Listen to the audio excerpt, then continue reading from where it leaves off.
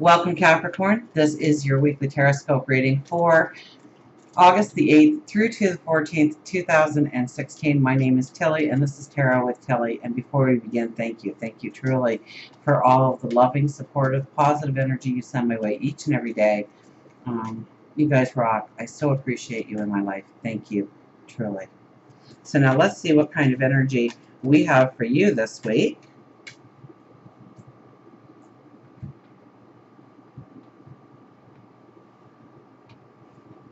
And our first card is Seven of Pentacles. What are you cultivating? The Page of Swords. Watch this energy. That's kind of a knee-jerk energy there for you. And the Devil. So a transformative energy, but a good transformation. Absolutely. Five of Swords crossing over the Page of Swords. Well, let's stop there and take a look at these cards for starters, and then we'll go on. Okay, so the Seven of Pentacles is what are you cultivating? Now, last week was the new moon, so we were planting our new seeds, and you can still plant new seeds. You can still decide what direction you want to go in, new paths to open up to, new opportunities that you want to explore and investigate and step into. Absolutely. I think one of the main reasons this card is showing up is we need to examine, what are we cultivating? So we want new pathways. We can't do it with the same old energy. Okay, the energy got us to this point, but now we need to enlist new energy. So we might be looking at our routines. We might be looking at where we are actually putting our time or our money or our resources or our energy. And is it bringing back value? Or are we spinning our wheels somewhere? Are we taking care of obligations and responsibilities that do not move us forward? Or is that dissipating our energy so that we can't do the things or put the attention to the things we want to do, the places we want to grow in our path forward? Now we have the Five of Swords crossing over the Page of Swords. You might just say something this week that burns a bridge. Okay, now the Page of Swords, let's start with her, okay, because she is the knee-jerk energy. You do something or say something without much thought going into it. It's kind of like you open your mouth and the words come out and you can't take them back and you wish you could. Okay, I think it may create arguments. You might tick somebody off. And I think you're calling it as it is. Or your actions might provoke somebody to be angry with you. So, we always want to do it with a sense of diplomacy when we are addressing people, when we are pointing out maybe a flaw and trying to get them to correct themselves in some way or what we think is a flaw.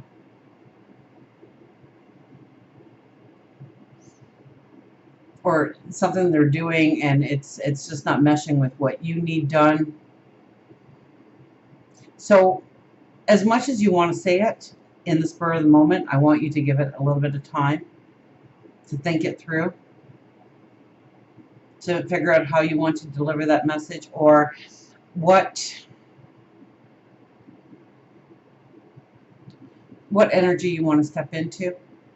What situations, if you're finding yourself in a situation where you just feel your blood starting to boil, you're upset with the whole situation or a part of it, or it doesn't feel right, or it's, you maybe did all the plans for something and now it's come the due date and it's just a mess because somebody else was in charge of putting it all together. Is take a step back. Take a deep breath. Think about what you want to say and what you want the desired outcome to be. Okay, because I can kind of see almost this as being a standoffish kind of energy where you're going to say something and rather than getting the desired result, you'll get the opposite result. You'll get less cooperation, less buy-in. So just be careful with that energy, okay? It's almost like, people are walking away from you as you hold that sword and say, you did it wrong, or you didn't follow the instructions, or did you do that again? I can't believe you did that again. We've talked about this. So it's those kinds of conversations that can come up, or maybe something harsher. So just think about what you want to say. Don't just react to the situation, but respond to the situation. We have the devil here on the other side. Now, this is the old burning away. And now Saturn is in, I believe, your 12th house, and Saturn is going direct this week. So breathe that sigh of relief, okay? And Mars is coming in there to give you that determination and that drive. So the 12th house is, endings and healing. It can heal unacknowledged or repressed parts of yourself that have been buried forever. So it actually has probably been, with it being in retrograde, probably a hard path for you. And now it's starting to move forward. So you're going to be eventually covering new territory. But I think this is, you can see how your life is being structured in a new way because of some of the healing that you have gone through. I think it's a lot of understanding what rules need to be in place, what values you have, what morals you have, where they stem from, why you carry them with you today. Are they necessary? You may have a wall there that has been up there forever, and you don't even realize that wall is there. And yet it's part of every interaction, every conversation, every situation. That wall is present, and other people feel the wall, but you don't even know it's there because it's a part of you. So, if you have time to meditate, if you have time to pray, if you have time to be alone with your thoughts, allow the past maybe to surface a little bit so that you can heal and move on from it. And that's the only thing you want to do, is to heal and move on. If there's a wall to rip down, that'll happen through the healing. It will just disintegrate. It will crumble. When you recognize it for what it is. If you made a rule 10, 20, 30, 40 years ago, that rule was there to keep you safe. And it was there for a reason. You built that wall for a reason, a very good reason. But as the years wear on, so does the need for that wall. And you may not even need that wall anymore. And I'm not sure what your particular wall is, but there's a wall, or there's a hurdle that you have to go through. There's something that could be repressed. There's something that could be unacknowledged, buried so deep inside of you. And if you allow it to come to the surface, you can then heal and go forward, feeling a new sense of, this is the phoenix rising out of the ashes. This is burning the old away. The things that have been weighing you down, pulling you down, not letting you go forward in a certain direction. If you've ever said to yourself, why do I do that? That's probably your wall protecting you. But obviously when you say, why do I do that? That wall no longer serves a purpose. So we have to understand why that wall was built in the first place and realize that we don't have that fear anymore. We don't need that type of protection anymore. That allows us to move forward. Now for our underlying energy, oh my, 2 transformation cards. We have the Death card. So things are going to start happening in your life now that you can start feeling like you are moving towards a freedom, a liberation, freer in your step, freer in your breathing.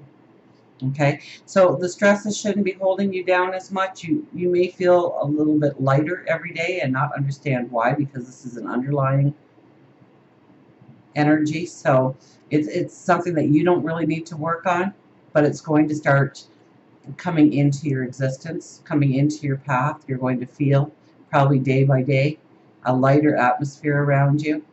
The challenges aren't as challenging. You start to get your empowerment back. You start to get your strength back, your energy perhaps. We have the Page of Pentacles as our overriding energy. So this is a beautiful card because we are looking at new pathways going forward. We are devising our plans. We are seeing what needs to be accomplished, how we can go forward. What are our dreams? What are our desires? But we also are looking with this card, what is the sacrifice we need to make? And people hear the word sacrifice and they're like, well, I don't want to sacrifice anything. well, then the goal's not big enough. I'll say that much. The goal's not big enough. But it could be that, you know, you work 9 to 5, and then at 5 o'clock, everybody goes over to the pub for a quick drink before they head home. And so that might be what you sacrifice, because you have that drink, and sometimes it turns into 2, sometimes it turns into 3. Then you get home. Then you have supper with the family, and then you're done for the night because you had 2 or 3 drinks, because alcohol is a depressant, right? So it brings you down. It makes you sleepy. It makes you tired. So now you've decided, that's what I'm going to sacrifice. I'm not going to go to the pub. I'll go maybe Fridays. I'll call that my celebration day because it's the end of the week. I'll just go Fridays. I won't go any other days of the week. And now you get home an hour, 2 hours earlier. You can use that time to work on your plans, work on your dreams, work on your desires. So sacrifice is how you look at it, if it's good, bad, or ugly. And it might be hard to kind of say, oh no, I've got to go home tonight, guys. I'll see you tomorrow. And they're all going to go and have a few laughs and let off some steam. So maybe you might want to walk home or power walk home instead of going and having that drink. So there's all different little areas of our life where we do certain things at certain times, every day, every week. So we have to look at what we're willing to sacrifice. It might be that you have to travel. You might have to go back to school. You might have to stay out of town. You might, there's all kinds of things. So now you have to sacrifice seeing your family maybe 3 days a week or 4 days a week. Are you willing to do that? So you're not only looking at the new beginnings and what you can walk into, you are also looking at what is the sacrifice that I need to make in order to make this happen, in order to move forward. We have the 5 of Wands, well, really about people this week for you, and the 3 of Swords.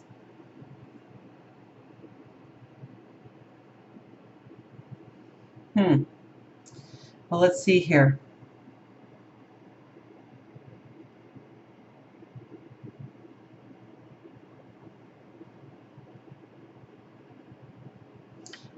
I'm getting sorrow, and I'm getting disappointment, and I'm getting a group atmosphere.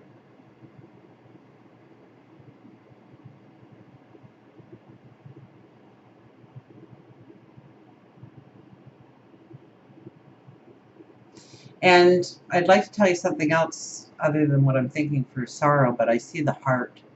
I rarely get the heart so strongly when I look at this card. I get the sky breaking up. I get you meditating underneath. I get the horizon. But I get the heart. I get the sadness. Like somebody can let you down this week, or a group of people can let you down.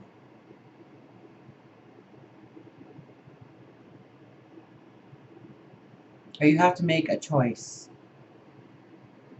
over what group of people that you can be around, that you can't have it both ways. And maybe it's family or work. Maybe it is family or your friends. Maybe it, but there's a choice to be made here on who you are going to spend your time with. And I don't think it matters what choice you make. It's going to be a hard choice to make. It's going to bring in sadness.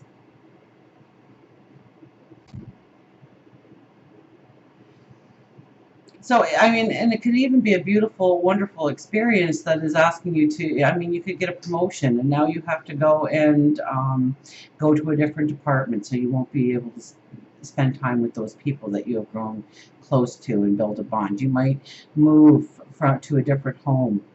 And so the close friends that you had in the neighborhood, you're moving away from. So, I mean, it's not,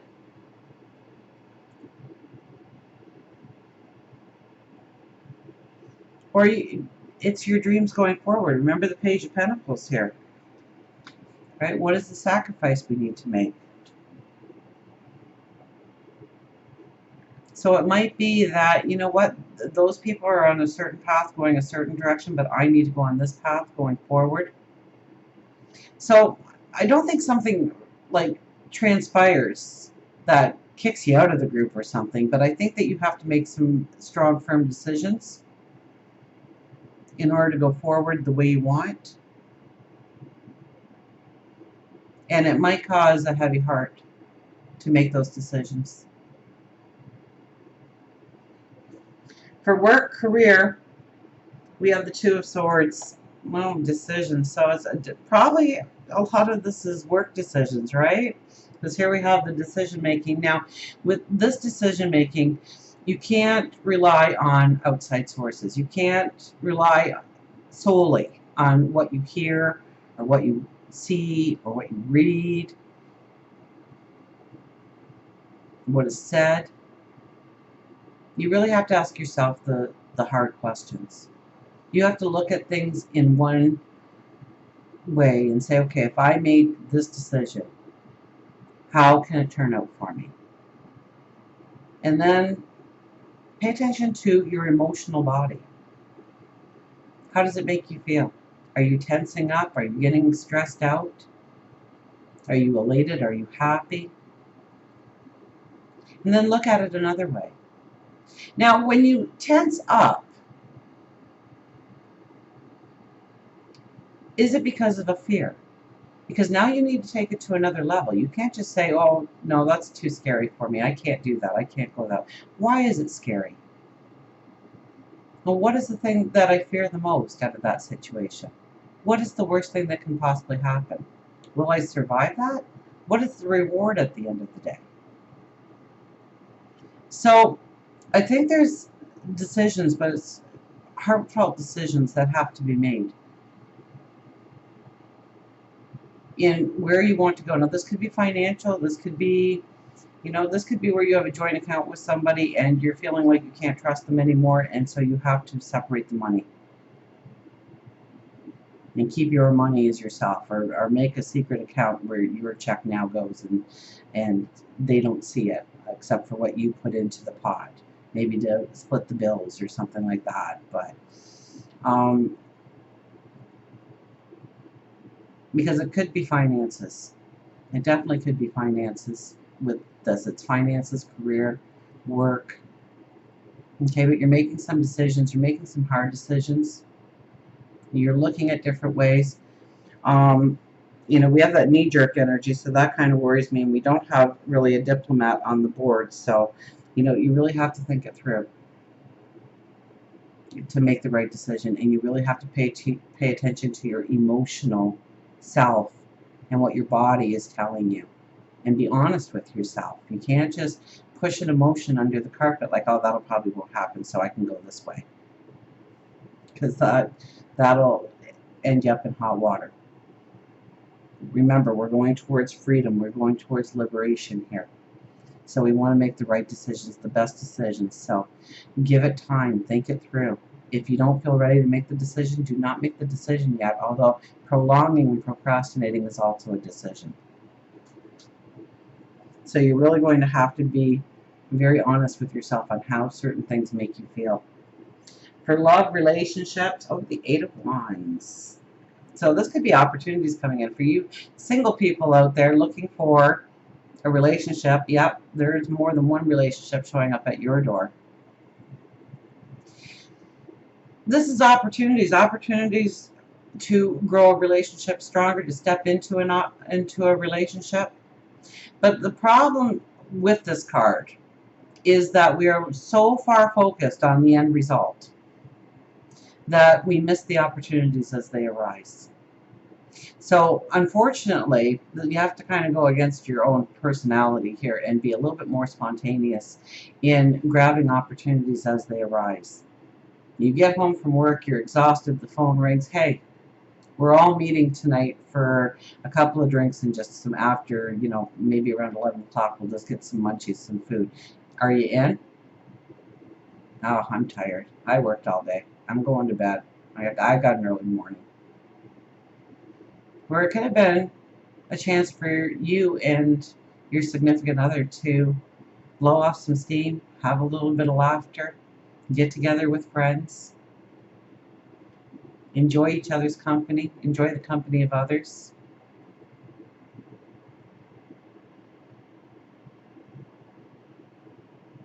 Your better half might walk in and say, hey, I know I'm waking up and I know it's your day off and you want to sleep in, but I thought if we jumped in the car right now, we could hit the coast by 11 and we could just spend the day at the beach, and Oh, are you kidding? I gotta clean this entire house. This house is a mess. I'm not going anywhere till this house is clean.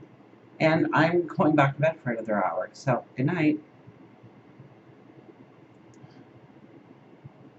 Throw on a pair of shorts, get in the car, go and have a picnic by the ocean. Look for opportunities to spend time together, to enjoy each other, to bring in laughter and giggles and smiles and experience the freedom and the liberation when it's given to you. Don't look at what needs to be done as much as what happiness will it bring us as a couple. Look for those opportunities to grow the relationship in that way. And if you are single, somebody talks to you and it's kind of like, oh, they're a little quirky, I don't know. Have a conversation with them. Learn a little bit about them. You might be pleasantly surprised by who they are, what they bring to the table, how you do match in certain ways. So until we meet again, remember, I do love you.